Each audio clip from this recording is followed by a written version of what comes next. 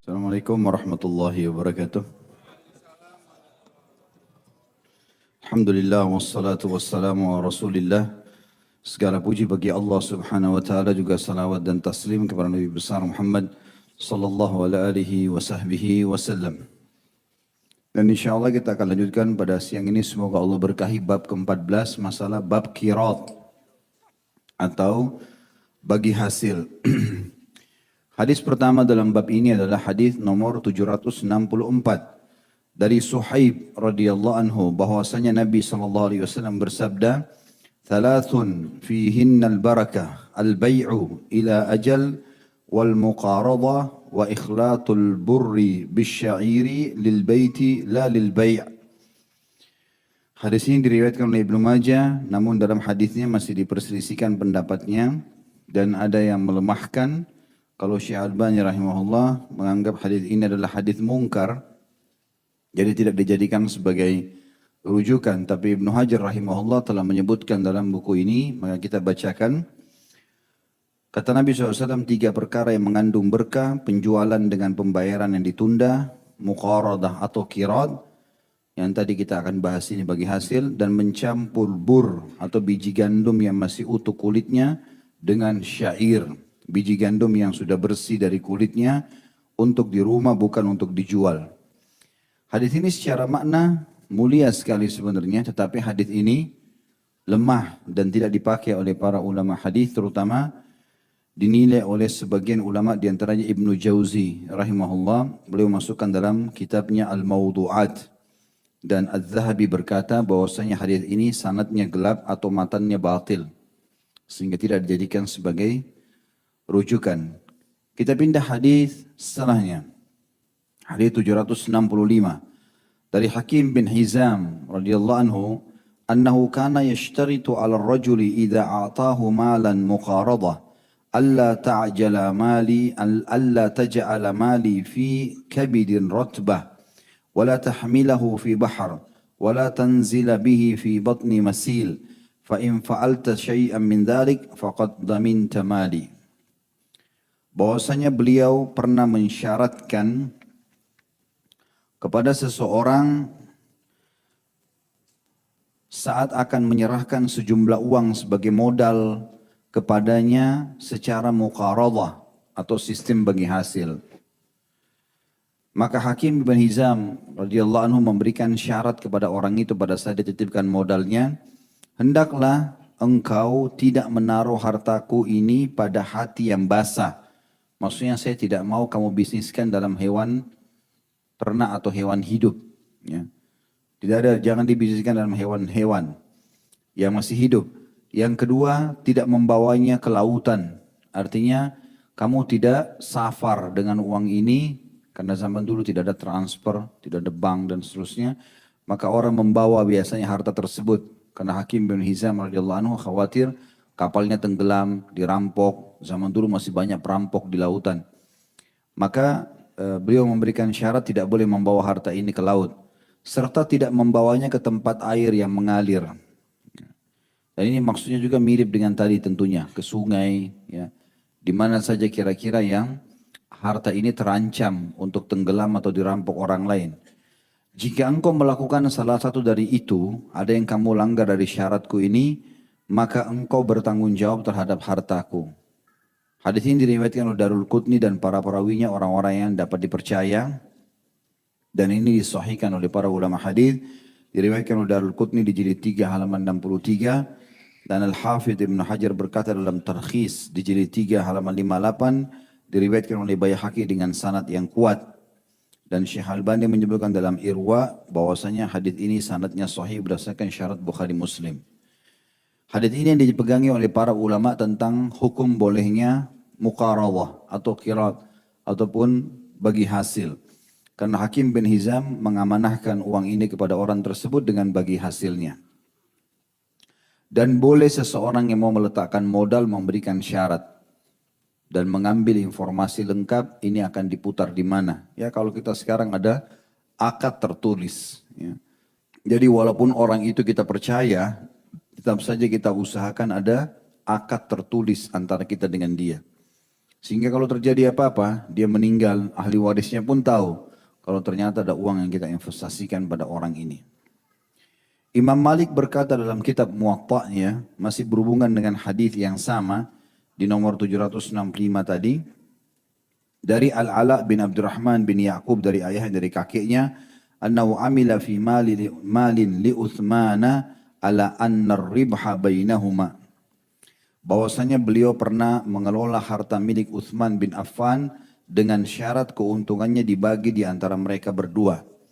Hadis ini mauquf tapi sahih. Ini diriwayatkan Imam Malik di jilid 2 halaman 688. Dan hadis ini juga menjelaskan kepada kita tentang bolehnya penentuan persentase dan tidak boleh penentuan dari jumlah modal. Jadi misal ini saya modalin 1 juta, 100 juta. Saya mau setiap bulan dapat 10 juta, itu nggak boleh. Karena bisa saja nggak dapat 10 juta. Tapi yang boleh penentuan pembagian persentase. Misal nanti dari keuntungan modal usaha misalnya 300 juta. Kita memasukkan saham 100 juta, berarti kita punya 30% kurang lebih dari modal atau 33%. Itulah hak kita. Misal kita sepakat saya mau 40%, pemilik usaha 60%, disepakati persentase tersebut. Ini untung rugi ditanggung bersama. Jadi kalau untung maka dibagilah pemodal yang 100 juta 40% dari keuntungan. Bukan dari modal dia, begitu pula dengan pemilik usaha 60%. Kalau terjadi kerugian, tanggungannya sama.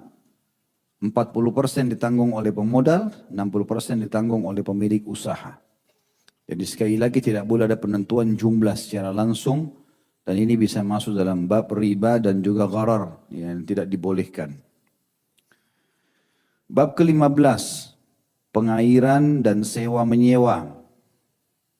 Hadis pertama dalam bab ini adalah hadis nomor 766. Diriwayatkan dari Ibnu Umar radhiyallahu anhuma, anna Rasulullah sallallahu alaihi wasallam amala ahla Khaybar bi syatri ma yakhruju minha min thamarin au zar'in. Bahwasanya Rasulullah SAW mempekerjakan penduduk Khaybar dengan bayaran separuh hasil yang keluar dari tanah Khaybar berupa buah-buahan dan pertanian. Hadis ini riwayat Bukhari Muslim. Imam Bukhari meriwayatkan di jilid 3 halaman 137 dan Muslim di jilid 3 halaman 1186. Nanti akan saya jelaskan sebentar. Dalam riwayat lain atau riwayat kedua disebutkan fasa'alu an yukirrahum biha ala an yakfu amalaha walahum nisfu thamar faqala lahum Rasulullah SAW nukirrukum biha ala dhalika ma syi'na faqarru biha hatta ajlahum Umar. Lalu mereka, maksudnya kaum Yahudi di Khaybar, meminta agar beliau atau Nabi SAW membolehkan mereka tinggal di sana dengan syarat mereka memenuhi pengelolaannya dan mereka mendapatkan separuh dari hasil buah-buahan. Maksudnya di sini kurma. Maka Rasulullah SAW bersabda kepada mereka, kami membolehkan kalian tinggal di sana dengan syarat seperti itu selama kami menghendakinya. Mereka pun tinggal di sana sampai Umar bin Khattab mengusir mereka. Hadis ini diriwayatkan Bukhari jilid 3 halaman 141 dan Imam Muslim jilid 3 halaman 1187. Riwayat yang ketiga di nomor yang sama masih hadis 765. Dalam riwayat Imam Muslim disebutkan anna Rasulullah sallallahu alaihi wasallam dafa'a ila Yahudi Khaybar nakhla Khaybar wa ardaha ala an ya'tamiluha min amwalihim walahum syatru thamariha. Bahwasanya Rasulullah SAW menyerahkan kepada kaum Yahudi Khaybar seluruh perkebunan kurma Khaybar dan tanahnya dengan syarat mereka mengelolanya dan dari harta mereka sendiri dan mereka mendapatkan separuh hasilnya. Hadis ini diriwayatkan Muslim jilid 3 halaman 1187. Kita kembali dulu kepada histori tentang masalah Khaybar. Khaybar dihuni oleh dua suku Yahudi, Qainuqa dan Nadhir. Mereka setelah diusir oleh Nabi SAW dari Madinah, Qainuqa karena mereka membunuh seorang muslim dan tidak mau menyerahkan pembunuhnya. Sementara Nadhir mereka berusaha untuk membunuh Nabi SAW dan Nabi meminta yang niat mau membunuh Nabi itu melempar batu dari atas rumah, tidak dikasih. Maka Nabi SAW mengusir mereka. Dua-duanya melarikan diri ke Khaybar. Khaybar kurang lebih 180 km dari kota Madinah. Mereka pergi ke sana, kemudian mereka mulai berkembang biak di sana. Ya. Mereka beranak pianak, mereka buat perkebunan dan orang-orang Yahudi mahir pada saat itu di pertanian atau perkebunan kurma. Maka jadilah Khaybar yang tadinya tempat kosong menjadi pemukiman Yahudi dan menjadi kota yang besar. Dan sampai hari ini kota Khaybar termasuk kota yang besar di Saudi. Itu dengan penuh perkebunan-perkebunan kurma. Bahkan sebagian ahli sejarah menyebutkan perkebunan kurma mereka lebih banyak daripada pemukiman mereka. Jadi banyak sekali. Dan kebun kurma ini kaya raya. Jadi hasilnya sangat banyak. Dan orang Yahudi di sana memiliki 8 atau 9 benteng. Ya. Yang mereka setiap benteng itu seperti kota kecil sendiri. Sampai hari ini masih ada tentunya. Ya. Kemarin untuk kami bimbing umroh sempat saya bawa jemaah untuk melihat benteng-benteng tersebut. Dan sempat melewati sekitar perkebunan kurma itu. Yang jelas teman-teman sekalian pada saat itu mereka menjadi kuat dan Nabi SAW setelah kesepakatan Hudaybiyah dengan orang Quraisy 10 tahun tidak ada peperangan, maka Nabi SAW mengatur strategi menyerang Yahudi. Karena ternyata Yahudi, Qainuqa dan Nadir otak daripada penyerangan Madinah yang dikenal dengan perang Ahzab atau perang Khandaq. Setelah mereka bubar semua dikalahkan oleh kaum muslimin dan dimenangkan tentu dengan izin Allah SWT dengan angin yang Allah tiupkan. Kemudian Nabi SAW menyerang semua orang yang terlibat dalam perang Ahzab, terutama otak-otaknya, diantaranya Yahudi yang ada di Khaybar. Nabi SAW mengepung mereka di benteng pertama, benteng Naim, kurang lebih 43 hari. Dan akhirnya muslimin berhasil menaklukkan benteng tersebut, lalu menyusullah 8 benteng yang tersisa sampai akhirnya muslimin memenangkan peperangan. Waktu itu seluruh 9 benteng ini tidak ada yang tulis perdamaian dengan Nabi SAW. Maka terjadilah perebutan wilayah dengan kekuasaan. Nah kalau ini terjadi dan muslimin menang, seluruh wilayah itu, baik apa saja, rumahnya, tanahnya, kebunnya, ternak-ternaknya, orang-orangnya, semuanya menjadi hak muslimin. Jadi seluruh Yahudi Khaybar waktu itu menjadi budak muslimin. Karena mereka kalah dalam peperangan. Seluruh perkebunan dan harta mereka jadi milik muslimin. Rumah mereka juga begitu. Ternak mereka semuanya jadi begitu. Nabi SAW pada saat itu melihat lokasi itu sangat luas. Dan ada beberapa Yahudi yang datang mengatakan, "Hai Muhammad, engkau telah menang dan telah menguasai tempat ini." Karena mereka tidak memanggil Rasulullah SAW, mereka manggil namanya. Maka mereka mengatakan, "Hai Muhammad, engkau telah menguasai tempat ini dan kami semua adalah tunduk. Jadi sahaya kalian. Maka daripada kami diusir ke negeri Syam, lebih baik kami mengelola Khaybar ini. Kami sudah menguasai, kami ahlinya. Kebun-kebun kurma ini, tapi bukan milik kami lagi, milik kalian. Tapi kami yang mengelola. Tapi dengan syarat hasilnya nanti kebun ini dibagi 2 antara kami dengan kaum muslimin." Dan tentu Khaybar sudah dibagi-bagi ya. Dari seluruh wilayah Khaybar itu dibagi kepada 1.400 orang sahabat yang ikut menyerang Khaybar pada saat itu. Jadi satu kota itu dimiliki hanya dengan 1.400 orang. Jadi kaya raya sahabat setelah kejadian Khaybar itu. Maka dibagilah oleh Nabi SAW dan disepakati pada saat itu seluruh sahabat pulang ke Madinah. Nggak ada lagi yang tinggal di Khaybar. Khaybar dipegang oleh Yahudi, cuma ada pengawasan. Setiap panen mereka harus menyerahkan setengah hasilnya kepada muslimin yang memiliki bagian-bagian dari harta rampasan perang Khaybar itu. Nah di sini Nabi SAW dalam bab kita ini masalah pengairan dan kerjasama dalam sewa menyewa, Nabi SAW menyetujui mereka dengan syarat mereka yang biayai, muslimin tidak biayai sama sekali.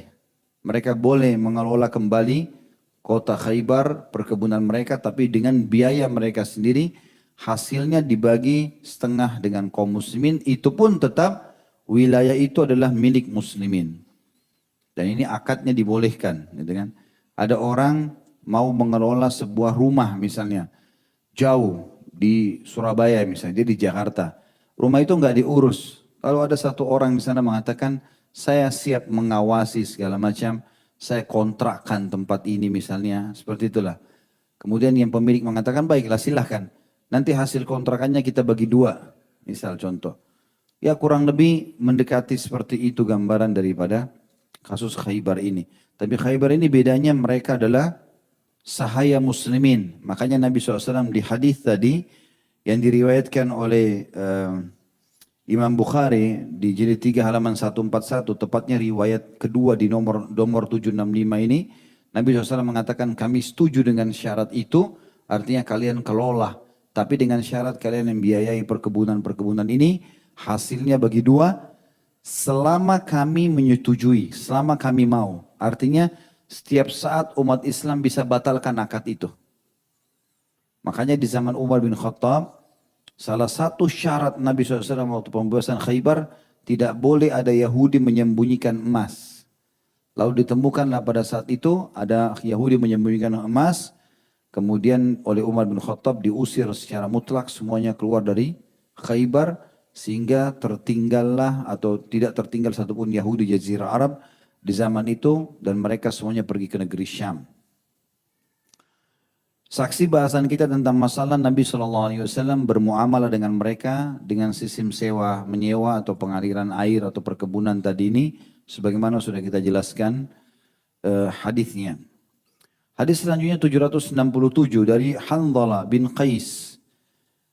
Beliau berkata, Sa'altu Rafi' bin Khadij radhiyallahu anhu an kira'il ardi bil-dhahabi wal-fiddah. فقال لا بأس به إنما كان الناس يؤاجرون على عهد رسول الله صلى الله عليه وسلم على الماذينات وأقبال الجداول وأشياء من الزرع فيهلك هذا ويسلم هذا ويسلم هذا ويهلك هذا ولم يكن للناس كراء إلا هذا فلذلك زجر عنه فأما شيء معلوم مضموم فلا بأس به. Hadis ini riwayat Imam Muslim di jilid 3 halaman 1183. Kata sahabat yang mulia ini, aku pernah bertanya kepada Rafi ibn Khadij. Maaf, tabi'in bertanya kepada sahabat. Rafi ibn Khadij adalah sahabat Nabi. Tentang menyewakan tanah dengan pembayaran emas dan perak. Jadi bukan dengan uang. Maka dia berkata, tidak masalah, itu hukumnya boleh. Sesungguhnya orang-orang pada masa Rasulullah SAW melakukan penyewaan dengan pembayaran saluran-saluran air, sumber-sumber anak sungai, dan suatu bagian dari tanaman. Artinya mereka saling bekerja sama. Ini punya tanah, lalu ada petani datang menanam padi di situ, lalu kemudian bagi hasil sama-sama. Pengelola tanah dan pemilik tanah mendapatkan hasil dari situ. Itu semua dibolehkan. Maka akibatnya yang ini binasa atau rugi, yang ini selamat atau untung, dan yang ini selamat dan yang itu binasa.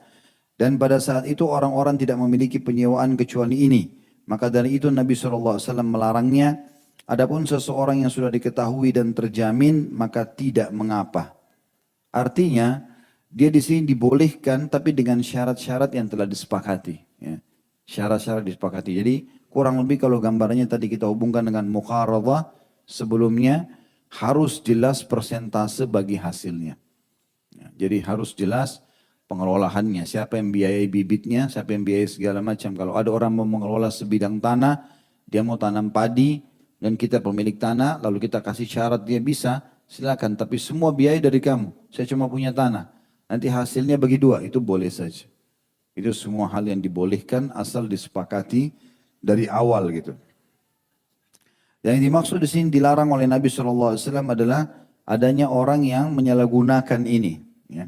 Misal dia membebankan saudaranya lebih daripada kapasitasnya atau kemampuannya. Misal dia suruh beli tanah itu, kemudian dia pun mengambil lagi hasil darinya. Maka ini bisa membinasakan salah satu dari dua pihak atau merugikan. Ini tidak dibolehkan. Kita kalau sudah jual tempat ya sudah dijual. Tidak boleh lagi diminta manfaat dari tempat itu. Kemudian dikatakan di dalam hadis ini terdapat penjelasan, kata Ibnu Hajar rahimahullah, terdapat hadis yang disebutkan secara global pada hadis yang muttafaqun alaih, yaitu berubah keumuman larangan menyewakan tanah. Ya. Adanya umumnya larangan menyewakan tanah bila memang seperti dalam akhir hadis dikatakan Adapun sesuatu yang sudah diketahui dan terjamin maka tidak mengapa. Maksudnya kalau tanah itu tidak jelas statusnya tidak boleh sama sekali kita bekerja sama. Tapi sesuatu yang sudah terjamin, aman, memang dia pemiliknya atau memang pengelola ini jujur maka nggak ada masalah. Hadis selanjutnya 768 dari Thabit bin Dahhak radhiyallahu anhu. Anna Rasulullah sallallahu alaihi wasallam naha anil muzara'ah wa amara bil muajarah. Bahwasanya Rasulullah SAW telah melarang muzara'ah dan memerintahkan muajarah. Di footnote nomor 1448 disebutkan muzara'ah adalah memberikan lahan pertanian kepada orang yang mengelolanya dengan syarat bagian tertentu dari hasil lahan tersebut diperuntukkan bagi pemilik lahan atau pengelola. Kemudian muajarah adalah menyewa tanah lalu mengelola dan memanfaatkannya dengan menyerahkan biaya sewa kepada pemilik tanah dalam bentuk uang, bukan dengan hasil dari tanah tersebut. Jadi di sini ada dua hal yang dilarang oleh Nabi SAW, muzara'ah dan dibolehkan muajarah. Sekali lagi muzara'ah adalah memberikan lahan pertanian kepada orang yang mengelolanya dengan syarat bagian tertentu dari hasil lahan tersebut diperuntukkan bagi pemilik lahan atau pengelola. Artinya dia menyuruh orang ini mengelola tanahnya lalu kemudian diambil semua hasilnya. Tidak ada peruntukan bagi orang yang mengelolanya. Sementara muajarah adalah yang dibolehkan menyewakan tanah lalu mengelola dan memanfaatkannya. Kita sewain, orang itu memanfaatkan. Kita bolehkan dengan menyerahkan biaya sewa kepada pemilik dalam bentuk uang, bukan dengan hasil dari tanah tersebut. Kalau kita sudah sewakan sebuah tempat, orang itu pakai transaksi jual beli, kita cuma boleh punya hak sewa menyewa, tidak boleh lagi mengambil dari hasil keuntungan bisnis orang yang menyewa. Orang sewa ruko kita, tak boleh lagi kita mengatakan ini sewa, saya sewain ruko ini 100 juta per tahun atau 50 juta, nanti hasil dari restoran kamu, dari butik kamu segala macam bagi lagi, saya ambil lagi 20%. Ini nggak boleh menyatukan masalah ini. Ini dilarang. Tapi kalau kita sewain selesai, dia untung dia rugi itu adalah urusan dia, maka itu dibolehkan di dalam agama Islam. Dan tadi juga masalah pertama tadi yang saya sudah jelaskan, masalah muzara'ah itu adalah tidak boleh seseorang menyewakan tanah, menyuruh orang mengelola tanah. Kemudian dia bertani misalnya atau berkebun, lalu dia si pemilik mengambil semuanya. Kecuali kalau memang dia dasarnya memodali orang itu dipekerjakan. Dia bukan pengelola secara keseluruhan. Kalau pengelola harus ada bagi hasil. Ya, karena dia sudah mengelola tanah tersebut. Hadis 769 dari Ibnu Abbas radhiyallahu anhu bahwa Nabi SAW bahwa beliau berkata, Ibnu Abbas radhiyallahu anhu berkata, ihtajama Rasulullah SAW wa a'ta alladhi hajamahu ajra walau kana haraman lam yu'tihi. Rasulullah SAW beliau pernah memberi upah kepada orang yang membekam beliau. Kalau sekiranya hal itu haram, tentu saja beliau tidak memberinya. Hadis ini riwayat Bukhari di jilid 3 halaman 83. Dan hadis ini menjelaskan kepada kita tentang masalah bolehnya seseorang yang membuka praktek bekam untuk mengambil hasil.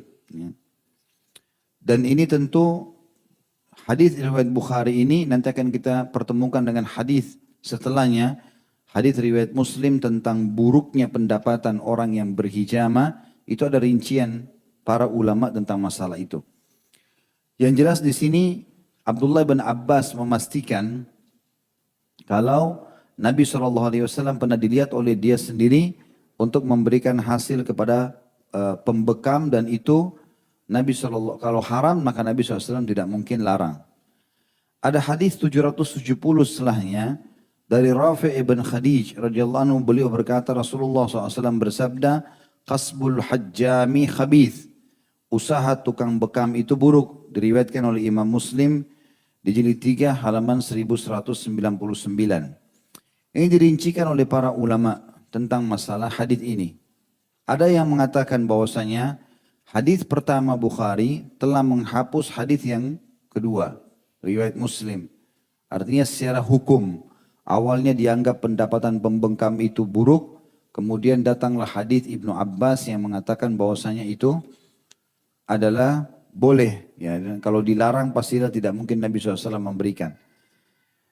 Makna yang lain adalah sebagian ulama mengatakan andai saja seseorang bisa mendapatkan pendapatan yang lain dari sumber yang lain dan dia tidak fokus ke masalah bekam itu, maka jauh lebih baik. Ya, jauh lebih baik. Karena dikhawatirkan nanti orang-orang seperti ini meninggalkan pekerjaan-pekerjaan yang lain dan hanya fokus ke masalah bekam. Ini salah satu pendapat gitu kan. Tapi secara global adalah pekerjaan ini dibolehkan karena ini sunnah Nabi SAW untuk berbekam. Dan para ahli bekam selalu dipakai jasanya oleh Nabi SAW dan beliau pun membayar mereka. Hadis 771 dari Abu Hurairah radhiyallahu anhu beliau berkata, Rasulullah SAW bersabda, qala Allah azza wa jal, thalathatun ana khasmuhum yawmal qiyamah, rajulun a'ta bi thumma ghadar, wa rajulun ba'a hurran fa'akala thamanah, wa rajulun ista'jara ajiran fastawfa minhu wa lam yu'tihi ajrah. Hadis ini riwayat Imam Muslim, ini disebutkan di jilid 3. Tapi di sini dikatakan, mohon maaf, hadis ini bukan diriwayatkan oleh Imam Muslim, tapi yang benar adalah diriwayatkan oleh Imam Bukhari. Dan ini adalah kekeliruan dalam menyebutkan, sebagaimana di footnote nomor 1452, kata beliau, demikian tercantum dalam ketiga manuskrip ini dan itu keliru. Karena hadis ini tidak diriwayatkan Muslim tapi diriwayatkan oleh Imam Bukhari jilid 3 halaman 1118. Allah Subhanahu wa taala berfirman dalam hadis ini, ada 3 orang yang aku akan menjadi penentang atau musuh mereka pada hari kiamat. Yang pertama seseorang yang telah memberikan sumpahnya dengan namaku lalu dia melanggarnya. Misalnya dia mengatakan demi Allah saya tidak akan melakukannya. Demi Allah saya akan jujur, demi Allah saya akan adil, tapi ternyata enggak. Ini musuh Allah pada hari kiamat. Yang kedua, seseorang yang menjual orang yang merdeka. Ada orang yang bebas ditangkap, ditawan tiba-tiba lalu dijual. Ya, bukan dari hasil peperangan. Maka ini juga musuh Allah SWT. Dan yang ketiga, saksi bahasan kita, lalu memakan seseorang yang menjual yang merdeka lalu memakan hasilnya. Yang ketiga, seseorang yang mempekerjakan pekerja lalu dia mendapatkan pelayanan dari pekerja tersebut, dia menggunakan jasa pegawainya, namun dia tidak memberi upah kepadanya. Ya, berarti ini ada unsur timbal balik, kita sudah pakai jasa orang, kita harus membayarnya. Ya, ini sama saja masuk dalam masalah sewa menyewa. Ya, kita seperti sedang ada akad transaksi antara pemilik sama pekerja. Ya, dan ini tidak boleh sama sekali ditunda. Ada hadis lain yang berbunyi, ya berikanlah, kata Nabi SAW, berikanlah upah para pekerja sebelum keringat mereka kering. Ya. Ini tidak boleh. Kalau akadnya kesepakatan tanggal 29 terima gaji harus tanggal 29. Kalau telat kita punya, walaupun owner tetap harus meminta maaf kepada pegawainya dan menyampaikan kalau ini maaf telat 2 hari lagi baru ada uang datang dan seterusnya. Maka itu wajib hukumnya. Hadis yang selanjutnya 772 dari Ibnu Abbas radhiyallahu anhu bahwasanya Rasulullah SAW bersabda, Inna haqqa ma akhadtum alaihi ajran kitab Allah. Hadis ini riwayat Bukhari di jilid 7 halaman 171. Dari Ibnu Abbas radhiyallahu anhu bahwasanya Rasulullah SAW bersabda, sungguhnya sesuatu yang paling berhak kalian ambil upahnya adalah kitabullah. Ya. Ulama merincikan panjang lebar di sini tentang masalah ini. Ini ada yang menghubungkannya dengan hadis Bukhari yang lain. Khairukum man ta'allama al-Qur'ana wa 'allamah. Orang yang paling baik di antara kalian adalah orang yang belajar Al-Quran dan mengajarkannya. Berarti mengajarkan Al-Quran di sini adalah perbuatan yang paling baik dari sisi pahala. Dalam hadis ini dijelaskan, dia sambil mengajar sambil mengambil upah pun boleh. Bahkan itu dianggap pendapatan yang paling baik dan paling berhak untuk diambil. Oleh karena itu kalau kita suruh anak kita mengaji, belajar terutama Al-Quran yang diajarkan. Sekarang para da'i-da'i mengajarkan kepada kaum muslimin ayat-ayat Allah, hadis-hadis Nabi SAW. Mereka orang yang berhak untuk diberikan hasil. Ya, diberikan hasil. Dan ini sayang sekali di Indonesia karena kadang-kadang tersorotinya sebagian teman-teman da'i karena dia punya pendapatan. Ini tidak boleh. Hak mereka, mereka mengajar. Dan Nabi SAW menjadikan di sini, perhatikan lafaz hadisnya. Sesungguhnya sesuatu yang paling berhak, yang harus itu. Kalian ambil upahnya adalah kitabullah. Itu yang paling bisa kita ambil hasilnya. Maka para da'i-da'i memang dihidupkan. Kalau kita sekarang subhanallah da'i itu, oh, kenapa kok da'i itu pakai mobil? Oh kenapa da'i itu kok penampilannya begini? Oh jadi ustadz jadi kaya loh. Itu urusan orang, haknya dia. Gitu kan? Saya berbicara di sini bukan karena posisi saya, tapi posisi umumnya. Secara hukum syar'i ya. Maka saya sangat menyayangkan kalau ada beberapa orang yang ribut tentang masalah kenapa ustadz ini penghasilan sekian, kenapa begini. Bahkan ada yang ustadznya datang gak dikasih sama sekali uang. Padahal dia berhak untuk itu. Gitu kan? Dia berhak untuk mendapatkan hasil dari situ. Dan ada juga orang yang memusuhi ya, beberapa da'i dengan alasan da'i ini tidak mau dipanggil. Mungkin karena bayarannya mahal. Padahal sebenarnya belum tentu. Mungkin orang tidak ada waktu. Gitu kan?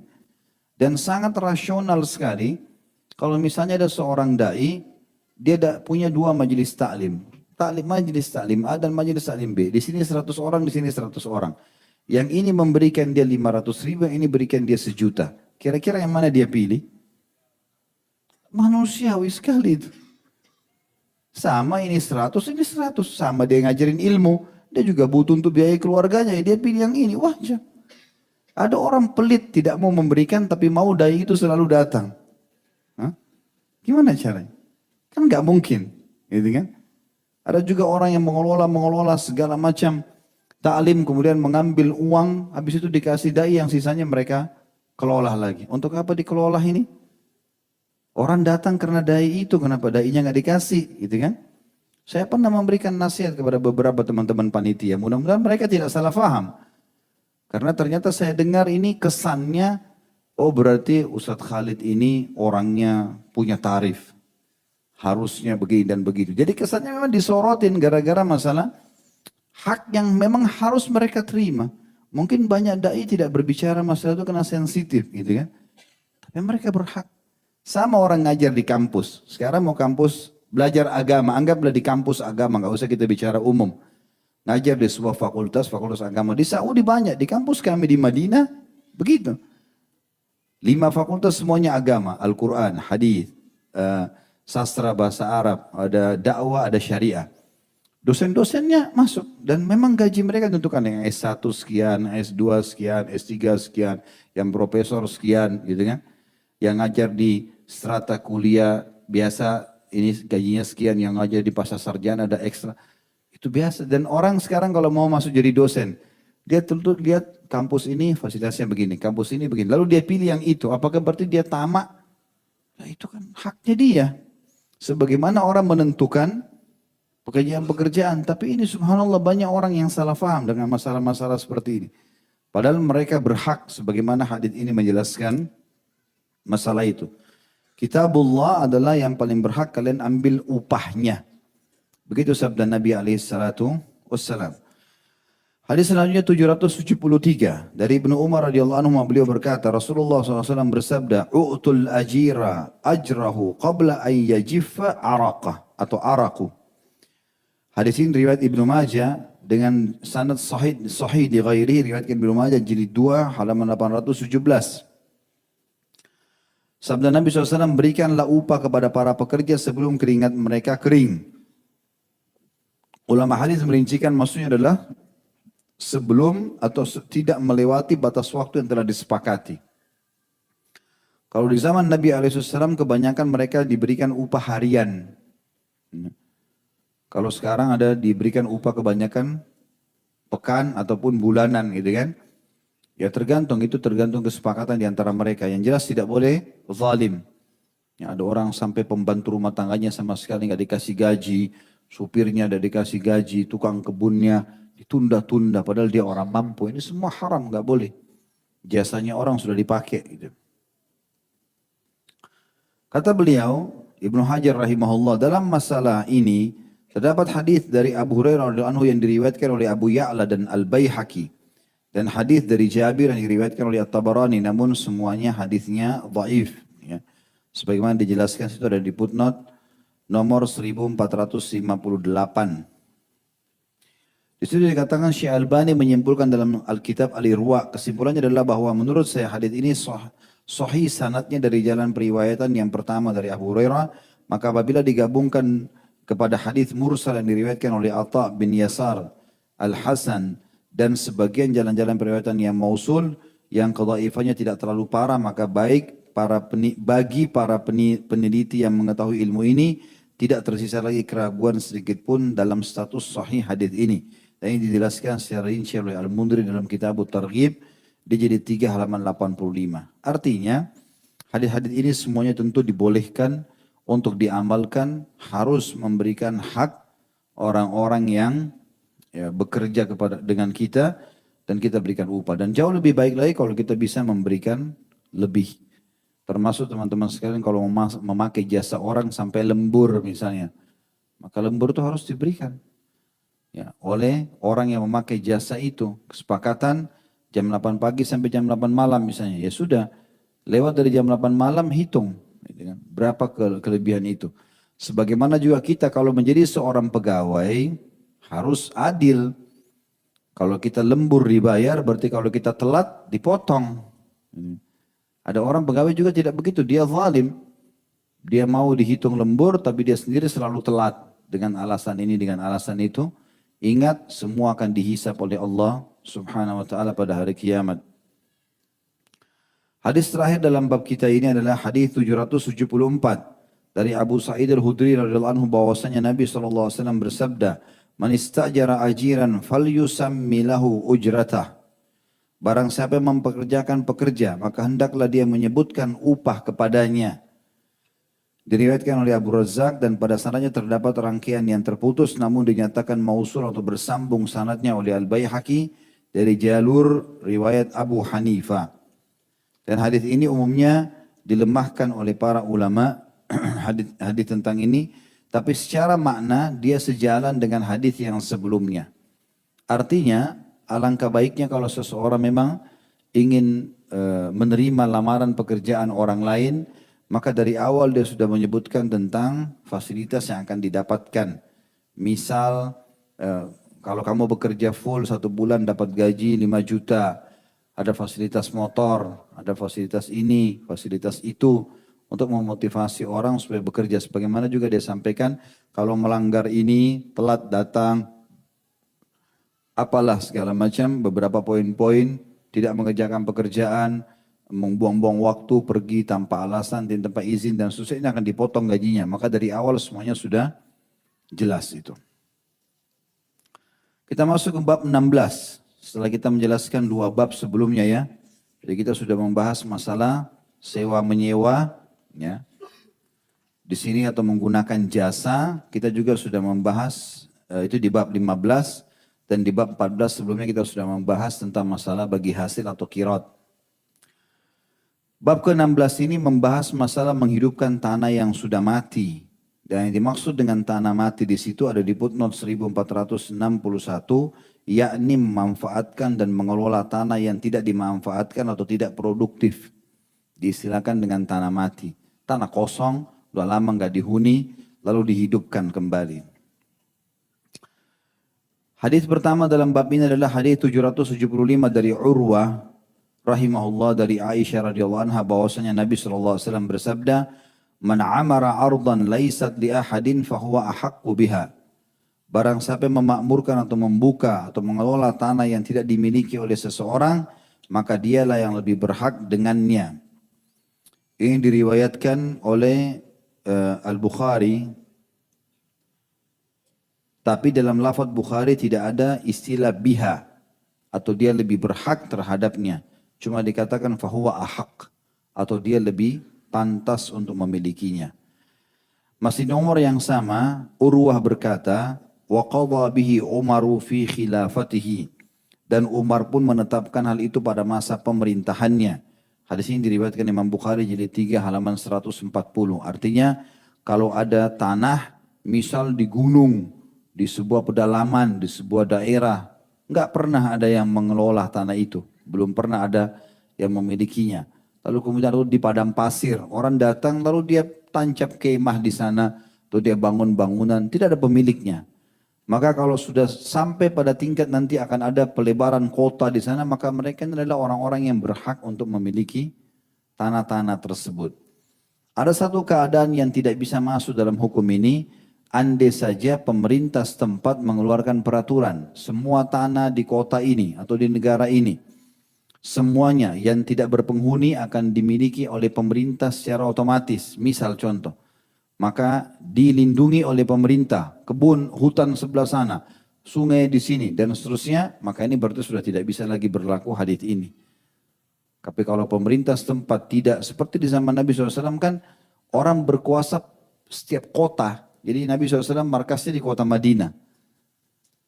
Nanti setelah terjadi perang Khaybar, barulah Khaybar masuk dalam wilayah kekuasaan muslimin. Nanti setelah pembebasan kota Mekah, setelah kurang lebih 2-3 tahun setelah itu, baru masuk dalam wilayah kekuasaan muslimin. Maka antara Madinah sama Khaybar, banyak wilayah padang pasir yang kosong. Nggak ada penghuninya gitu. Nggak ada pemiliknya. Belum ada satu negara besar menaungi semuanya gitu. Maka akhirnya penghuni-penghuni yang sudah ada di sini itu dianggap pemilik. Tapi kalau kayak kita sekarang Indonesia misalnya, wilayah-wilayah ini semua adalah milik pemerintah, ya sudah, berarti sudah milik pemerintah. Kecuali kalau pemerintah yang mengatakan bahwasanya orang-orang yang sudah terlanjur ada di pulau sana, itu kafling-kafling tanah punya mereka, misal. Maka itu berarti jadi hak mereka. Dan Umar bin Khattab pun menghakimi dengan yang sama. Semua wilayah yang Umar bin Khattab temukan ada penduduknya, ya, maka Umar bin Khattab memastikan itu yang sudah punya rumah di sana, dia pemiliknya. Tapi dengan syarat tanah itu tadinya tidak bertuan. Hadis 776 dari Sa'id bin Zaid radhiyallahu anhu dari Nabi SAW beliau bersabda, "Man ahya ardan maitatan fahiya lahu." Barang siapa yang menghidupkan tanah yang sudah mati yang tidak bertuan, maka tanah itu adalah miliknya. Hadis ini diriwayatkan oleh Imam 3 dan dinilai hasan oleh At-Tirmidzi. Itu disebutkan di footnote 1464 sahih di ghairihi. Abu Dawud meriwayatkan ada 3 imam. Abu Dawud yang pertama jilid 3 halaman 178, An-Nasai jilid 3 halaman 405 dan At-Tirmidzi jilid 3 halaman 662. Dan hadis ini mirip dengan bahasan tadi. Kalau tanah itu tidak bertuan, lalu kemudian dia mengelolanya, dia bangun rumah, seterusnya, maka itu jadi milik dia. Nah, ini mirip dengan kasus waktu Ibrahim alaihissalam mengantar Hajar ke Mekah. Ya. Mekah tidak ada pemiliknya. Baitullah pun belum dibangun. Maka Hajar pun datang alaihissalam sama Ismail. Lalu kemudian dibuatkan tenda kecil oleh Ibrahim alaihissalam. Datang suku Jurhum, datang tinggal di situ. Tidak ada penghuni Mekah, izin sama Hajar. Lalu mereka tiba-tiba punya tempat masing-masing. Tinggal tunjuk tanah sini dibangun, dipatok lah. Mereka bangun jadi kota besar tiba-tiba. Dan mereka sudah dianggap sebagai pemilik-pemilik. Karena dasarnya tanah ini tadinya tidak ada pemiliknya. Hadis 777 dari Ibnu Abbasin radhiyallahu anhu bahwasanya As-Sa'ab bin Jathama radhiyallahu anhu telah mengabarkan kepadanya bahwasanya Nabi SAW bersabda, "La hima illa lillahi wa li rasuli." Tidak ada daerah perlindungan kecuali milik Allah dan Rasulnya. Diriwayatkan oleh Imam Bukhari, ini diriwayatkan di jilid 3 halaman 148. Yang dimaksud sini adalah perlindungan-perlindungan yang paling berhak adalah perlindungan Allah dan Rasulnya. Artinya memang muka bumi ini semestinya milik Allah dan Rasul, dan kaum muslimin berhak untuk mengekspansi agama mereka. Ya. Dan wilayah yang sudah diserang oleh kaum muslimin menjadi hak muslimin dalam mengelola hal tersebut, dan itu yang lebih berhak untuk berkuasa di muka bumi. Itu makna hadis. Hadis 778 dari Ibnu Abbas radhiyallahu anhu beliau berkata, Rasulullah SAW bersabda, "La dharara wa la dirar." Ini hadis mulia sekali dan menjadi banyak hukum fikih keluar dari masalah atau dari hadis ini, yang artinya tidak boleh membahayakan orang lain dan tidak boleh membalas bahaya dari orang lain. Ya.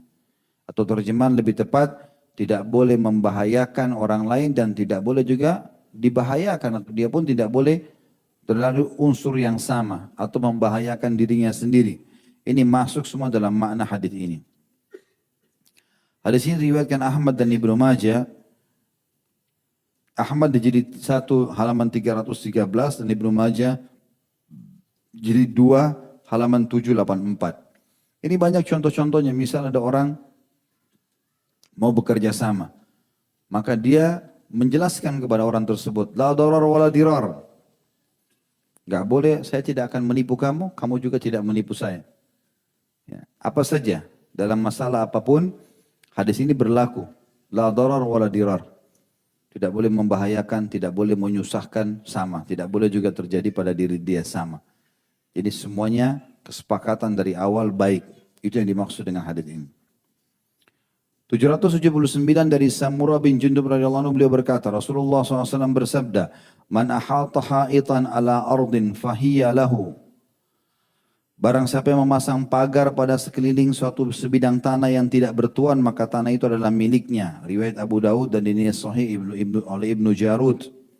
Dan ini diriwayatkan Abu Daud di jilid 3 halaman 179, Ibnu Jarud menyebutkan di jilid 2 halaman 254. Ini mirip dengan hadis tadi yang sebelumnya, beberapa hadis pertama dalam bab kita ini, bagaimana kalau tanah itu tidak bertuan sama sekali, lalu kemudian datanglah orang-orang untuk meninggali lokasi tersebut, baik itu pindahan satu kampung orang hijrah ke satu tempat ataupun tidak. Ya. Ini saya tidak tahu apakah ini juga berlaku dengan teman-teman yang pernah ada program di Indonesia transmigran yang dipindahkan ke Irian, dipindahkan. Saya pernah kunjungin beberapa wilayah di daerah Irian, itu mereka pendatang semua, kaum muslimin datang dari Jawa, dari Sulawesi. Mereka sudah sampai seperti kampung sendiri besar. Nah tadinya ini tanah-tanah yang tidak ada kehidupan, lalu diberikan oleh pemerintah kepada mereka mengelolanya. Lalu mereka mengelola, dan saya lihat itu sudah ada transaksi jual beli segala macam, ada kepemilikan. Berarti memang pemerintah memberikan kepada orang-orang ini. Kemudian selanjutnya hadis 780 dari Abdullah bin Mughaffal radhiyallahu anhu bahwasanya Nabi SAW bersabda, man hafara bi'ran falahu arba'una dhira'an atanan lima syiyatihi. Hadis ini sanadnya lemah, tapi Syekh Al-Albani rahimahullah mengatakan dia sahih di ghairihi karena ada yang menguatkan. Hadis ini diriwayatkan Ibnu Majah jadi 2 halaman 831. Dan Al-Hafidh menyebutkan dalam kitab At-Talkhis ada seorang perawi namanya Ismail bin Muslim dan dinilai orang ini lemah. Namun disahihkan oleh Syekh Al-Albani dalam silsilah hadis sahih jadi 1 halaman 504 karena adanya beberapa syahid baginya.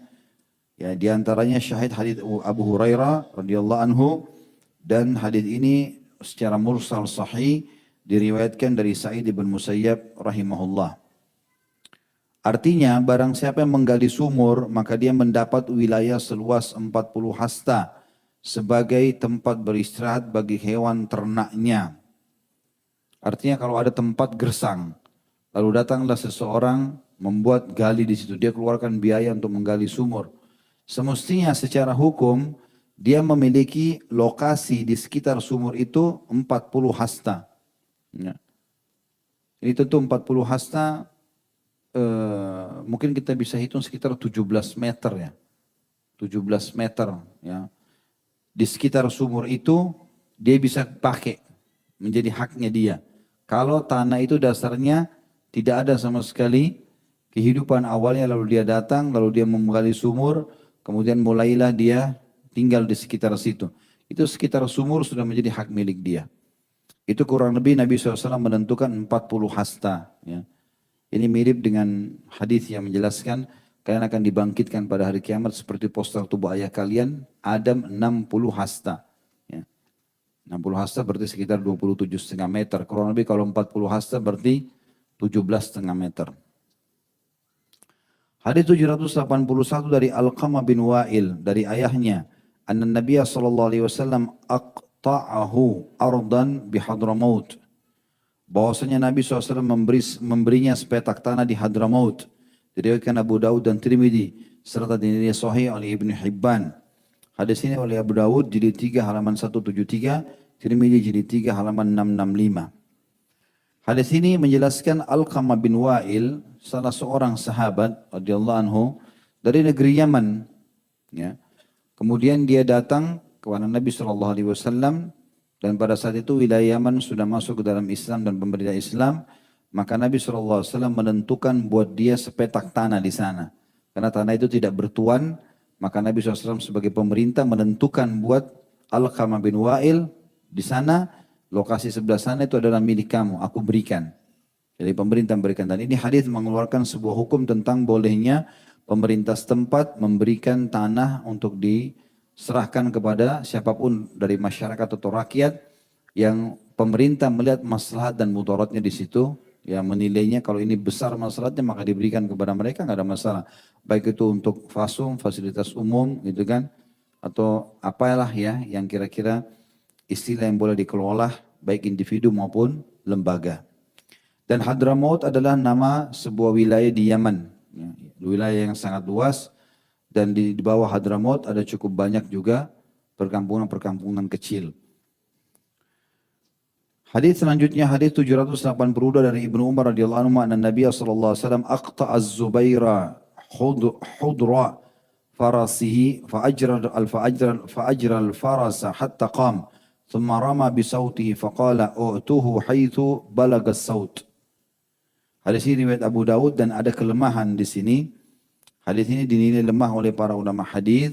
Riwayat Abu Daud di jilid 3 halaman 177. Dan Al-Hafidh menyebutkan dalam kitab Talkhis dalam sanadnya terdapat Umair Al-Kabir dan padanya terdapat kelemahan. Namun hadis ini memiliki asal dalam As-Sahih dari hadis Asma bahwasanya Nabi SAW memberi Az-Zubair, Asma binti Abi Bakar, istrinya Zubair bin Awam. Istrinya Zubair memberikan kesaksian kalau Nabi SAW pernah memberikan suaminya Zubair sebidang tanah dari harta-harta milik Bani Nadhir. Bani Nadhir adalah suku Yahudi yang tadinya tinggal di Madinah lalu diusir oleh Nabi SAW. Hadis ini teman-teman sekalian, ya, terjemahannya adalah bahwasanya Nabi SAW memberikan bagian tanah kepada Zubair, maksudnya Zubair bin Awam radhiyallahu anhu, salah satu dari 10 sahabat yang dijamin masuk surga. Sejauh kudanya berlari, maka dia pun membuat kudanya lari hingga ia berhenti atau berdiri tanpa sanggup berjalan lagi. Kemudian dia melemparkan cambuknya, maka beliau SAW berkata, berilah dia tanah sampai batas tempat yang dijangkau cambuknya itu. Artinya Nabi SAW pada zaman itu, karena Zubair bin Awam punya peran besar sekali dalam penaklukan atau pengusiran Bani Nadhir. Maka Nabi lokasi pemukiman mereka di Madinah luas sekali. Maka Nabi SAW memberikan bagian dari hasil perang kepada Zubair radhiyallahu anhu, disuruh kudanya berlari. Kalau kuda itu dipicu dengan lari kencang, dia tidak lari standar, maka ada titik tertentu dia akan berhenti. Gitu kan. Nah ini pada saat kudanya berlari, Nabi SAW mengatakan sejauh apapun kudanya Zubair berlari dengan kecepatan tinggi ini, di mana dia berhenti, maka tanahnya Zubair di situ. Maka Zubair pun radhiyallahu anhu melakukan, kudanya dilarikan dengan kencang, berjalan entah berapa meter pada saat itu. Kemudian setelah itu Zubair pun melemparkan cambuknya untuk cambuk kudanya dengan harapan itu juga bisa masuk dari ukuran tanahnya. Dan Nabi SAW membenarkan itu. Ya, Nabi SAW membenarkan itu sampai dikatakan oleh Nabi SAW kepada para sahabat, berikan Zubair tanah tempat yang kudanya sudah berlari, begitu juga jarak jauh cambuk yang dia lemparkan. Ya. Artinya ini sebenarnya hukumnya boleh pemerintah setempat menentukan seluas apapun tanah yang dilihat maslahatnya untuk diberikan kepada rakyat. Dan selebihnya dia bertanggung jawab di sisi Allah Subhanahu wa ta'ala. Hadis selanjutnya 783 dan ini hadis terakhir dalam bab kita. Dari seorang sahabat radhiyallahu anhu bahwasanya beliau berkata, Gazautu ma'an Nabi sallallahu alaihi wasallam fasamithu yaqul an-nasu syuraka'u fi thalathatin fil kala'i wal ma'i wan nar. Hadis ini diriwayatkan Ahmad, Abu Daud, sedangkan para perawinya thiqat atau terpercaya. Dan hadis ini diriwayatkan oleh Imam Ahmad di jilid 5 halaman 364, Abu Daud jilid 3 halaman 278. Yang artinya aku berperang bersama Nabi SAW, maka aku mendengarkan beliau sempat bersabda, manusia boleh berserikat, boleh bekerja sama dalam 3 hal. Di dalam masalah rumput, air, dan api. Ya, ini maksudnya adalah orang bisa bekerja sama. Yang kebetulan sahabat ini dengar di 3 hal tadi. Ya. Dan yang dimaksud di sini rumput adalah tanah yang luas. Ya, jadi bukan berarti pohon rumputnya, tapi tanahnya. Semua tanah yang lapang, maka boleh orang berserikat di situ. Air, beli sumur misalnya, berdua, bertiga, atau saluran air, ataupun api. Api maksudnya adalah bisa masuk luas sekali. Api ini lebih cenderung kepada para ulama merincikan hadis ini, kemungkinan besar adalah sesuatu yang dipakai untuk atau dimasak dengan api. Maka boleh orang partner dalam masalah itu. Ya, Allahu a'lam. Ini bab yang ke-16. Kita membahas masalah menghidupkan tanah yang sudah mati. Ya. Kemudian kita masuk ke bab ke-17. Ini masalah wakaf. Ya, bab wakaf. Hadis yang pertama dalam bab wakaf ini hadis 784 dari Abu Hurairah radhiyallahu anhu bahwasanya Rasulullah SAW bersabda, "Idza matal insanu inqata anhu amaluhu illa min thalath, illa min sadaqatin jariyatin aw ilmin yuntafa'u bihi aw waladin salihin yad'u lah." Hadis ini riwayat Imam Muslim di jilid 3 halaman 1255. Kata Nabi SAW, apabila manusia meninggal dunia terputus seluruh sumber amalnya kecuali dari 3. Yang tiga itu adalah sedekah jariyah, ilmu yang bermanfaat dan anak soleh yang mendoakannya. Dan di sini yang dimaksud adalah sedekah jariyah. Ini masuk dalam masalah wakaf. Sebagian ulama mengatakan juga termasuk bisa masuk dalam tiga-tiganya istilah wakaf. Walaupun yang lebih cenderung adalah bagian pertama, sedekah jariyah. Misalnya dia wakafin tanah buat masjid, buat rumah anak yatim, fasilitas umum lah dipakai untuk orang, rumah sakit lah atau apa saja, maka itu masuk dalam wakaf ya, yang bisa menjadi manfaat buat dia. Nah, artinya dia wakafkan, memang dia sudah tidak ambil hasil dari situ. Begitu juga ilmu yang bermanfaat, kalau dia punya ilmu diterbitkan dalam bentuk buku lalu dibagi cuma-cuma. Atau anak soleh, yang anak itu memang diberikan kepada sebuah lembaga, lalu dia sekolahkan dengan baik, dia biayai, kemudian bisa menjadi hal yang baik buat dia ya.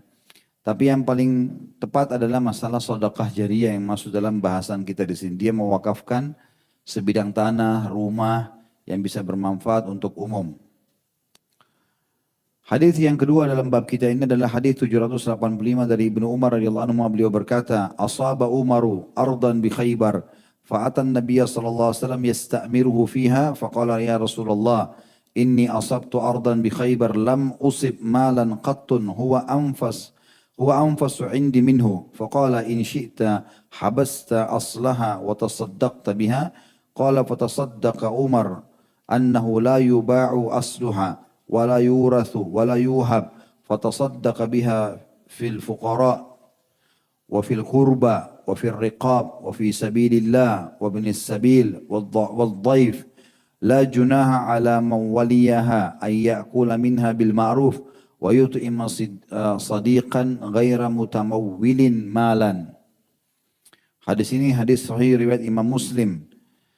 Imam Muslim menyebutkannya di jilid 3 halaman 1255. Dan hadis ini juga diriwayatkan Imam Bukhari jilid 3 halaman 260, tapi lafaz ini lafaz Imam Muslim. Yang artinya Umar radhiyallahu anhu pernah memperoleh tanah hasil daripada ghanimah, harta rampasan perang di Khaybar. Sebagaimana sudah kita jelaskan tadi tentang kisah Khaybar. Maka Umar datang kepada Nabi SAW meminta pendapatnya tentang tanah itu. Maka dia berkata, "Wahai Rasulullah," kata Umar, "sesungguhnya aku memperoleh tanah di Khaybar yang mana aku tidak pernah sama sekali mendapatkan harta yang lebih berharga di sisiku daripada itu." Artinya kebunnya luas, hasilnya banyak. Maka Rasulullah SAW menjawab, "Jika kamu menghendaki maka tahanlah harta asalnya, lalu bersedekahlah dengan hasilnya." Artinya biarkan saja tanah itu, ya, tapi hasilnya kamu bagi-bagikan. Perawi hadis mengatakan maka Umar menyedekahkannya dengan catatan harta asalnya tidak dijual. Maksudnya dia wakafkan. Kebun itu diwakafkan oleh Umar radhiyallahu anhu, hasilnya dibagi-bagi. Lalu dia bersedekah dengan hasil kebun tersebut kepada orang-orang fakir, karib kerabat untuk memerdekakan budak sahaya. fi sabilillah atau jihad, ibnu sabil orang terputus jalan dan tamu, dan tidak berdosa bagi orang yang mengelolanya untuk memakan dari sebagiannya dengan cara yang ma'ruf. Pengelola-pengelola boleh memakan tapi secara ma'ruf dan memberikan kepada temannya dengan tidak menjadikannya sebagai hak milik yang disimpan. Dalam lafaz Imam Bukhari ditambahkan, tasaddaq bi aslihi la yuba'u wa la yuhab walakin yunfaqu thamaru. Bersedekahlah dengan harta asalnya, tidak boleh dijual dan tidak boleh dihibahkan, akan tetapi buahnya diinfakkan. Artinya di sini ada lafaz Imam Bukhari yang menyatakan kalau tanah itu oleh Umar diwakafkan secara mutlak semuanya, baik tanahnya maupun juga hasilnya. Kalau riwayat yang Imam Muslim, tanahnya tetap milik Umar, sisanya atau hasilnya yang diwakafkan dan diberikan kepada kaum muslimin. Dan ini menandakan bolehnya seseorang wakaf dan ini dia mendapatkan hasilnya. Tentu sesuatu yang sudah diwakafkan dia tidak ulangi, dia tidak tarik lagi ya.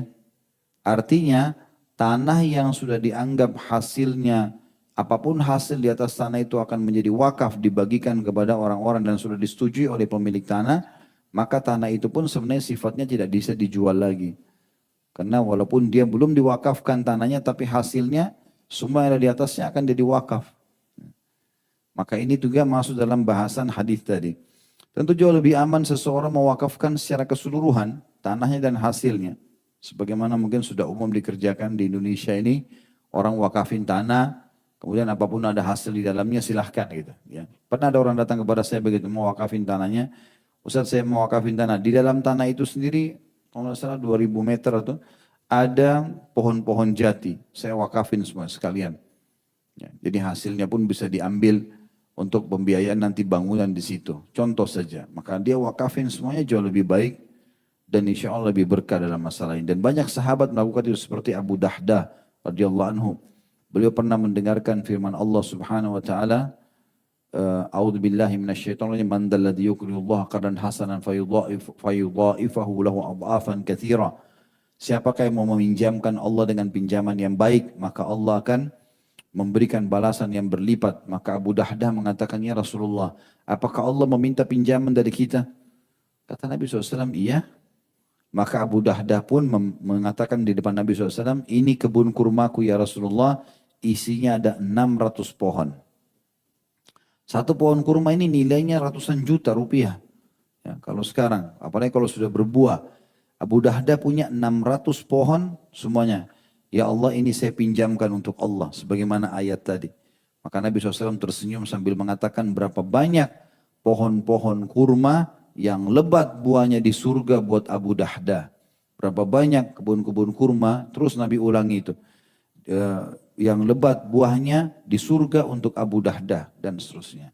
Begitu juga dengan perilaku Abu Talha radhiyallahu anhu yang mewakafkan di jalan Allah Subhanahu wa taala kebun kurmanya yang bernama Bayruha. Di depan masjid Nabi SAW ada mata air dingin. Maka Nabi SAW seringkali datang ke situ, duduk mendinginkan badan di sekitar air itu, karena biasa kalau di musim panas butuh air. Kemudian Nabi SAW beruduk darinya, minum darinya. Lalu dia pun datang mengatakan, Abu Talha ya Rasulullah, sesungguhnya harta yang paling aku sukai ini Bayruha. Gitu kan. Apa yang anda sarankan? Kata Nabi SAW, sudah wakafin, bagikan, kasih kepada orang. Maka dia mengatakan, baiklah ya Rasulullah. Di mana saya kasih?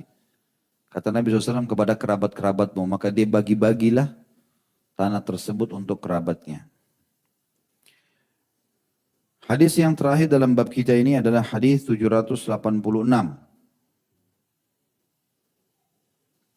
Dari Abu Hurairah radhiyallahu anhu bahwasanya beliau berkata, ba'atha Rasulullah sallallahu alaihi wasallam Umar ala sadaqah. Titik-titik al-hadis, maksudnya hadisnya cukup panjang. Rasulullah SAW pernah mengutus Umar untuk memungut sadaqah al-hadis dan di dalamnya disebutkan hadis tersebut, wa amma Khalidun faqad ihtabasa adra'ahu wa a'tadahu fi sabilillah. Adapun Khalid maka dia telah mewakafkan baju-baju besinya dan peralatannya untuk jihad di jalan Allah. Hadis ini muttafaqun alaih. Ya, ini diriwayatkan oleh Bukhari Muslim dan tepatnya dalam riwayat Bukhari Itu di nomor 746. Hadis ini memberikan gambaran kepada kita maka menjelaskan apa saja boleh diwakafin. Berarti diberikan di jalan Allah dan bisa dimanfaatkan oleh ummah muslimin. Dalam hadis yang panjang ini, Khalid bin Walid sahabat Nabi yang mulia radhiyallahu anhu mewakafkan seluruh pedangnya, baju perangnya, gitu. Semuanya kalaupun dia meninggal, dia pakai selama dia hidup. Kalau dia meninggal semuanya diberikan untuk kaum muslim bisa pakai. Ya, memang pedang-pedang Khalid dan baju perang ini terkenal baju-baju dan pedang yang bagus gitu. Ya, Khalid bin Walid kadang-kadang kalau pergi berperang membawa banyak sekali pedang. Ya. Dan beliau membeli yang bagus-bagus. Termasuk kalau nggak salah di salah satu peperangan waktu kalau saya tidak salah ini terjadi peperangan di Yarmouk ya, yang Khalid bin Walid mengatakan aku telah patah pedang di tanganku 9 buah. Ya. Jadi banyak sekali pedangnya beliau radhiyallahu anhu. Jadi pedang-pedang cadangan dibawa dan pedang-pedang itu sangat bagus. Maka Khalid bin Walid mewakafkan semua itu di jalan Allah. Kalau selesai dia meninggal maka boleh dipakai untuk kaum muslimin. Ya Allah alam sekarang masih ada atau tidak tapi yang jelas itu termasuk disebutkan dalam riwayat tadi. Umar bin Khattab juga pernah begitu. Radhiyallahu anhu membeli seekor kuda bagus. Kemudian beliau mencap kuda tersebut dengan mengatakan ini adalah di sabilillah. Siapa saja boleh pakai. Ya. Orang sekarang beli mobil, diwakafin mobilnya. Jadikan ambulan, wakaf untuk pesantren. Apalah. Ini semua masuk dalam masalah yang sama. Terakhir kita bahas teman-teman sekalian di sini dan silakan kalau ada pertanyaan ditulis bab ke-18 tentang masalah hibah. Hibah adalah pemberian yang diberikan kepada individu, ya. Lebih cenderung ataupun diberikan kepada yayasan ataupun apa saja, ya. Lembaga yang kira-kira memang dia memberikan semasa seseorang pemilik harta masih hidup.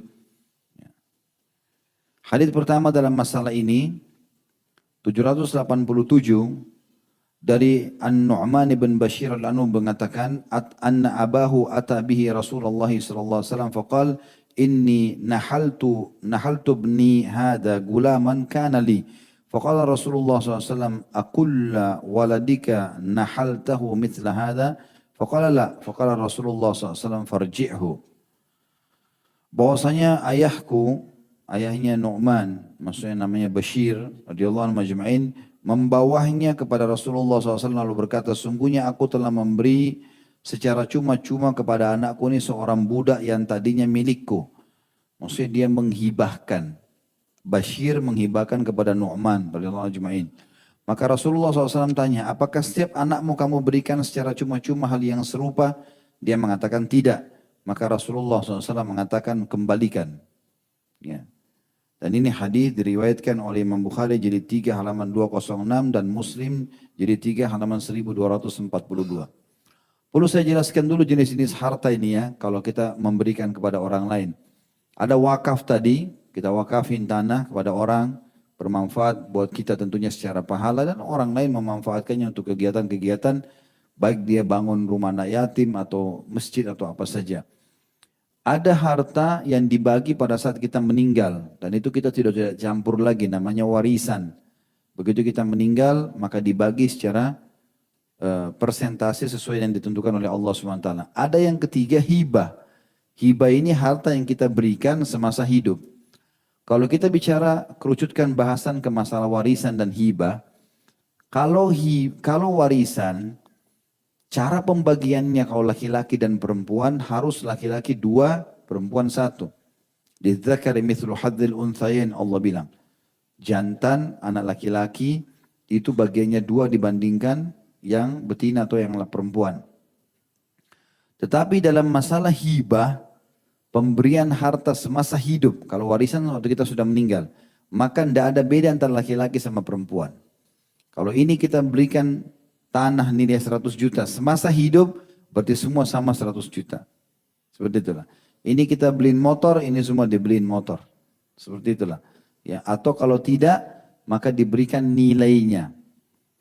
Di sini contohnya hadis pertama dalam bab kita adalah hadis 787 Bashir radhiyallahu anhu, sahabat Nabi yang mulia, memberikan kepada anaknya Nu'man seorang budak. Dia punya budak, ini saya hibahkan buat kamu. Tapi ternyata waktu ditanyakan hukumnya kepada Nabi SAW, Nabi tanya, anak-anakmu yang lain kamu kasih juga enggak budak? Dia bilang tidak. Karena anak ini punya kedudukan tersendiri. Kata Nabi SAW, kalau gitu batalkan. Enggak boleh.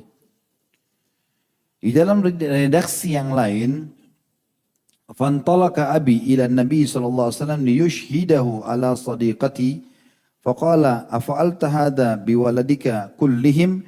Qala la. Qala ittaqullaha wa'dilu baina auladikum. Faraja'a abi faradda tilka sadaqah. Maka ayahku berangkat kepada Nabi SAW untuk mempersaksikan atas pemberiannya kepadaku. Maka beliau pun bersabda, Nabi SAW berkata, apakah kamu telah melakukan ini kepada anakmu semuanya? Dia menjawab, tidak. Kata si Bashir. Maka Nabi SAW bersabda, bertakwalah kepada Allah dan berlaku adillah terhadap anak-anakmu. Maka ayahku pun pulang dan menarik kembali pemberian tersebut. Hadis ini riwayat Bukhari jilid 3 halaman 206, Imam Muslim jilid 3 halaman 1242, 1243. Dan hadis ini menandakan teman-teman wajibnya seseorang ayah untuk adil atau orang tua adil kepada anak-anaknya kalau itu adalah hibah, pemberian semasa hidup. Tapi kalau warisan maka jelas hak laki-laki double dari hak perempuan. Dalam riwayat Imam Muslim juga disebutkan, qala fa ashhid ala hadha ghairi, thumma qala ayasurruka an yakuna laka fil birri sawa? Qala bala, qala fala idan. Beliau sallallahu alaihi wasallam bersabda, persaksikanlah hal ini kepada selainku. Lalu beliau bersabda, apakah kamu ingin agar mereka semua sama dalam berbakti kepadamu? Dia menjawab, iya. Maka Nabi SAW mengatakan, kalau begitu jangan. Hadis ini riwayat Muslim jadi 3 halaman 1244. Hadis ini memiliki dua makna teman-teman. Makna yang pertama adalah kalau seandainya ada orang melihat anaknya 2 misalnya atau 3, ada 1 dari 3 ini atau 2 di antara 3 ini bakti sekali, baik. Yang 1 durhaka sekali. Artinya luar biasa, suka buat masalah dengan orang tuanya. Khusus dalam kasus seperti ini, orang tua pada saat dia memberikan dukungan prestasi kepada anaknya, yang 2 itu boleh. Ya. Tetapi kalau seandainya anak-anaknya semuanya tidak ada masalah, maka enggak boleh. Dia harus berlaku semuanya rata. Ya. Sampai tadi anak ketiga itu yang nakal durhaka itu jadi baik, baru dia kasih. Kalau enggak, maka enggak. Ya, karena dikhawatirkan dia menyalahgunakan. Makanya Nabi SAW dalam hadis ini sempat menjelaskan masalah persaksikanlah hal ini kepada selainku. Artinya coba buktikan kalau memang sebenarnya ini betul anak ini memiliki kelebihan dari saudara-saudaranya yang lain. Lalu beliau bersabda, ternyata anak-anaknya tidak ada masalah, semuanya baik-baik saja si Bashir ini. Maka Nabi SAW mengatakan, apakah kau mau anakmu bakti semua sama kamu? Dia bilang iya. Kata Nabi SAW, kalau begitu jangan kau kasih pada 1 orang saja. Tapi kasih semuanya.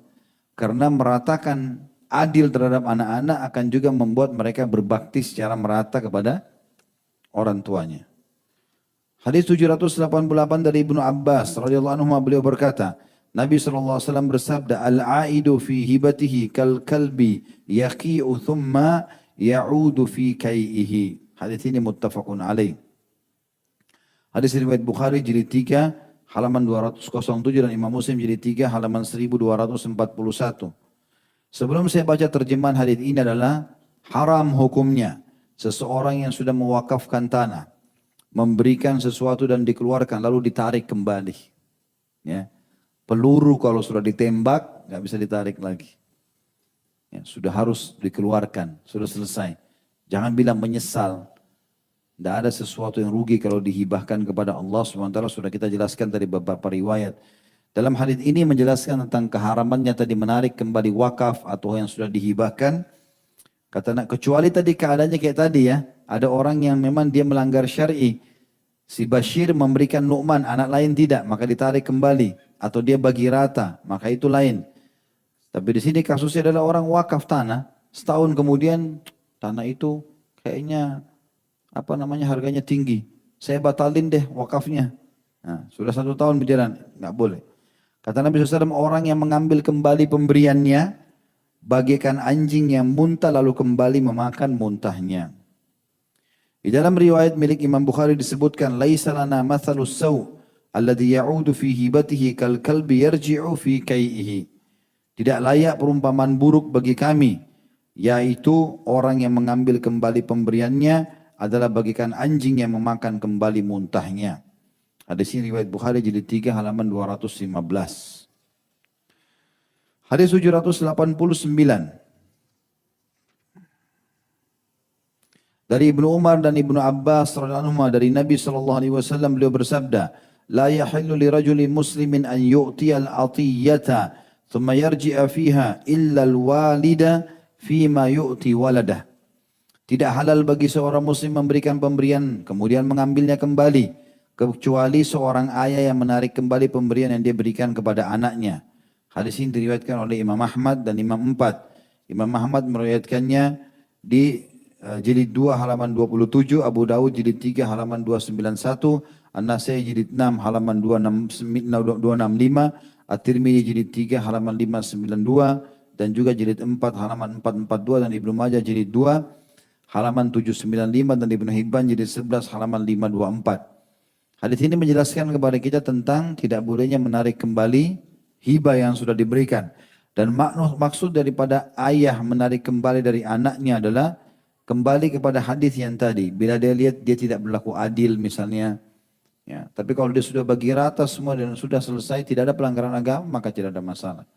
Tapi ingat ya, dalam masalah hibah ini tidak boleh dihubungkan dengan warisan. Misal karena orang tua takut nanti anaknya berkelahi kalau dia meninggal, maka dia mengatakan saya bagi dari sekarang warisan saya dengan cara saya menghibahkannya. Itu warisan nanti kalau sudah meninggal. Hibah ini di masa hidup, ya. Kita memberikan nilai-nilai yang sama antara anak-anak. Hadis 790 dari Aisyah radhiyallahu anha beliau berkata, karena Rasulullah SAW yakbalul hadiyata wa yuthibu alaiha. Rasulullah SAW selalu menerima hadiah dan memberikan imbalan atasnya. Hadis ini riwayat Bukhari di jilid 3 halaman 206. Dan hadis ini menjelaskan tentang bolehnya kita seperti hibah, kita memberi hadiah, lalu kita pun membalas, ya. Orang itu membalas misalnya. Ini termasuk sunnah Nabi SAW, ya. Jadi jangan cuma selalu tahu menerima pemberian orang, tapi dia tidak pernah beri. Dikasih makanan oleh tetangga, ini kesempatan nih, makanannya enak. Pulang piring kosong. Ya. Balaslah sesuatu, ya, kasih balasan. Kata Nabi SAW dalam hadis lain, siapapun yang diberikan sesuatu oleh orang, maka dia membalas yang setimpal. Kalau tidak bisa sama sekali, maka minimal dia mengucapkan jazakallahu khairan, karena itu akan tercukupkan baginya. Dan ini hadis memberikan gambaran juga tentang bolehnya menerima hadiah. Dan beda hadiah dengan sogokan. Sekarang banyak orang mengubah sogok dengan nama hadiah. Padahal sebenarnya tidak boleh. Kalau sogok itu kita nggak punya hak sama sekali di situ.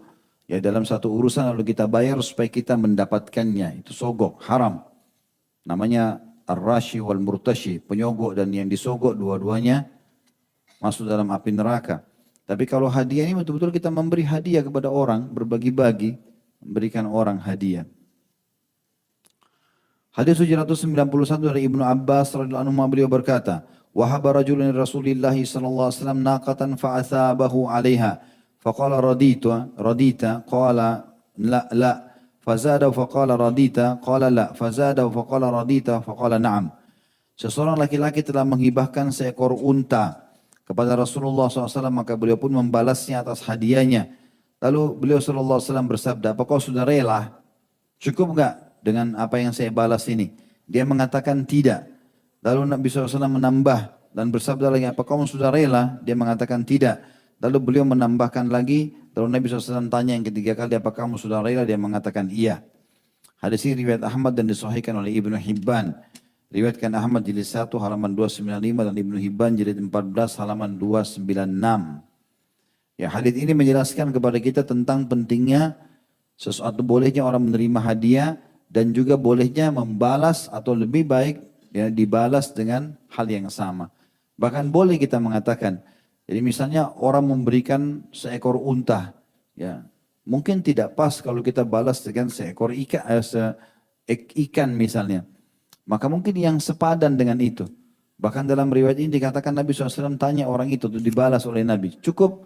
Dia bilang belum. Dia minta lagi. Nabi SAW kasih lagi sampai 3 kali sampai orang itu ridho. Hadis selanjutnya 792 dari Jabir radhiyallahu anhu, beliau berkata, Rasulullah SAW bersabda, Al-umra liman uhibat lah. Umrah itu adalah milik orang yang mana umrah dihibahkan kepadanya. Hadis ini riwayat Bukhari Muslim. Riwayatkan Imam Bukhari jilid 3 halaman 216 dan Muslim jilid 3 halaman 1246. Lafaz ini miliknya Imam Muslim. Dan dalam riwayat lain atau riwayat Imam Muslim dikatakan amsiku alaikum amwalakum wala tufsiduha fa innahu man a'mara umra fahiya lilladhi u'miraha hayyan wa mayyitan wali akibihi. Peganglah harta kalian untuk kalian dan janganlah kalian merusaknya, karena siapa saja yang menyerahkan hak guna, harta atau umrah, maka ia milik orang yang diserahinya, hidup atau mati, dan milik para pewarisnya. Ya, hadis ini hadis sahih diriwayatkan oleh Imam Muslim di 3 halaman 1246-1247. Hadis ini maknanya teman-teman sekalian, al-umrah yang dimaksud bukan ibadah umrah ya. Karena kalau ibadah umrah pakai tak marbuta, ini pakai ya alif di sini. Al-umrah liman uhibat artinya harta yang dihibahkan. Itu yang lebih berhak orang yang sudah menerima hibahnya. Dan itu milik dia dan ahli warisnya. Itu yang dimaksud dengan hadis ini. Dalam redaksi lain, innal umrah allati ajazaha Rasulullah sallallahu alaihi wasallam ay yaqul hiya laka wa li akibika. Fa amma idza qala hiya laka ma ishta fa innaha tarji'u ila sahibiha. Sesungguhnya umrah sekali lagi adalah ada di situ di footnote juga dijelaskan diulangi 1498 footnote-nya, umrah adalah memberikan sesuatu kepada seseorang selama orang yang diberi itu masih hidup. Jika orang tersebut sudah meninggal, sesuatu itu kembali lagi kepada pemberinya. Dia memberikan. Tapi ada di sini hadis jelaskan, sesungguhnya umrah yang diperbolehkan oleh Rasulullah SAW adalah perkataan seseorang, ia adalah untukmu dan untuk anak keturunanmu. Adapun kalau dia mengatakan ini untukmu, selagi kamu hidup, maka umrah seperti ini kembali kepada pemilik asalnya. Artinya kalau kita mau menghibah, hibah sekalian. Ini tanah buat kamu, pakai silakan. Untuk kamu dan ahli warismu. Jadi saya tidak mengganggu gugat lagi. Untuk kamu pokoknya mau dijual, mau dipakai, mau diapa terserah. Maka itu yang tepat, itu yang sesuai dengan sunnah Nabi SAW. Tapi tidak boleh orang mengatakan, ini saya berikan kepada kamu selama kau hidup saja. Kalau diucapkan kalimat itu berarti kalau orang itu meninggal besoknya kembali lagi, bukan lagi hibah. Makanya mengikuti sunnah Nabi SAW justru memberikannya secara keseluruhan. Dan dalam riwayat Abu Dawud dan An-Nasai dikatakan atau disebutkan, La turkibu wa la tu'miru, man urkiba syai'an au u'mira syai'an fahuwa liwarathatihi. Janganlah kalian melakukan rukbah. Ada footnote 1500, rukbah adalah memberikan sesuatu kepada seseorang dengan catatan jika orang yang diberi itu meninggal lebih dulu, maka sesuatu kembali menjadi milik si pemberi. Dan si pemberi yang meninggal, jika pemberi yang meninggal lebih dulu, maka sesuatu menjadi milik hak orang yang diberi. Jadi seperti negosiasi. Saya kasih tanah ini, saya wakafin. Selama kau hidup. Kalau kau mati berarti sudah jadi milik saya kembali. Atau terbalik. Kalau saya mati duluan berarti sudah milik kamu selamanya. Ini dilarang oleh Nabi SAW. Namanya rukbah. Jangan kalian melakukan rukbah dan jangan pula umrah. Umrah tadi misalnya orang mengatakan kamu saya wakafin, ini saya hibahkan selama kamu hidup.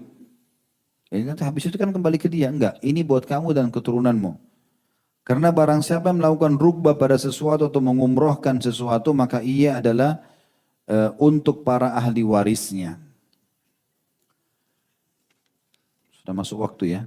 Saya bacakan ini kurang lebih ada 5 hadis dalam penutupan kita. Hadis 793 dari Umar radhiyallahu anhu, beliau berkata, "Hamaltu ala farasin fi sabilillah fa'adha'ahu sahibuhu fadhanantu annahu ba'ihuhu birukhsin fasa'altu Rasulullah SAW an dhalika faqala la tabta'hu wa in a'takahu bidirham. Al-hadits. Aku menyedekahkan seekor kuda untuk keperluan jihad di jalan Allah. Ini kata Umar al-Anhu. Lalu penggunanya menyia-nyiakannya sehingga aku mengira bahwa dia akan menjualnya dengan harga yang sangat murah. Maka aku bertanya kepada Rasulullah SAW tentang hal tersebut, maka beliau bersabda, jangan engkau membelinya, sekalipun dia memberikannya kepadamu dengan harga 1 dirham. Hadis ini muttafaqun alaih. Riwayat Bukhari di jilid 3 halaman 215, Imam Muslim jilid 3 halaman 1239. Jadi kasusnya gini, Umar bin Khattab beli kuda.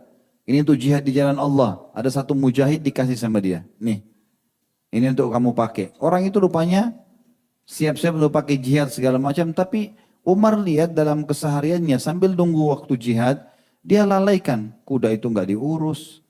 Kuda itu pokoknya ya seperti nggak ada jihad, ya sudahlah.